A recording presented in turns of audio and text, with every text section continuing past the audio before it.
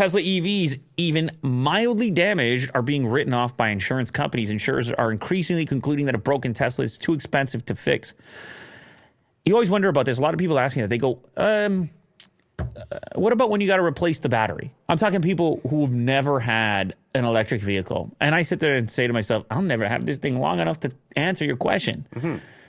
But it is a reality that it's an emerging technology, and there's a lack of awareness.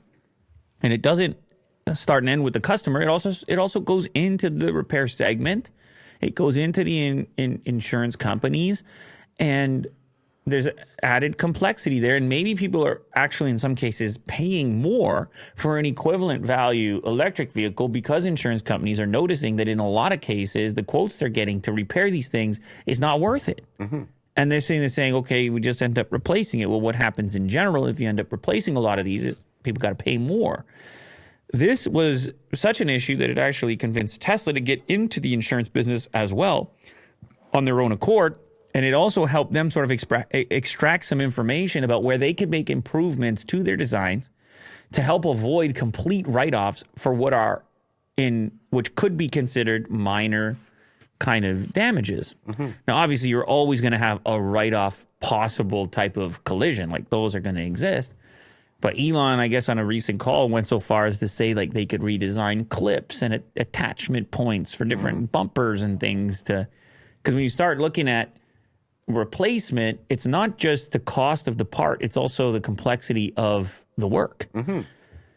So maybe this will change over time, but for the time being, it's that high percentage replacement where they're just saying, you know what, write it off. Now, I don't know if you've ever been in a car accident before, Will, but when it comes to a combustion vehicle, so much of it depends on the value of the vehicle versus the value to fix it.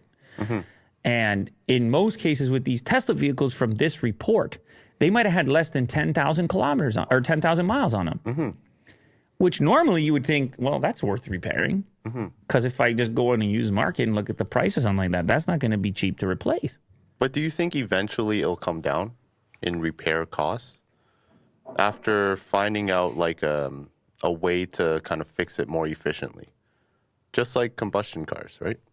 Well, like replacing I a think battery. People are going to have to specialize, and you might even bring into question some of the right to repair stuff. People need better access to guides and parts and all the rest of it for that to happen, because these have become more embedded, much like computers, where once upon a time they were modular, and it was, I mean, you imagine... Like a Wild West. You imagine everything is sealed up. Like a lot of it is sealed up. And that's true. You imagine people that have expertise in auto repair that have spent 20 years working on combustion. Exactly. And it's just a whole new thing. So, yes, I do believe it has the potential to change. But for the time being, they are writing off all types of vehicles with less than 10,000 miles on it. And you might be paying a little bit more for your insurance on your electric vehicle as a consequence of this occurring, even for what would have normally been small time type of collisions or damage.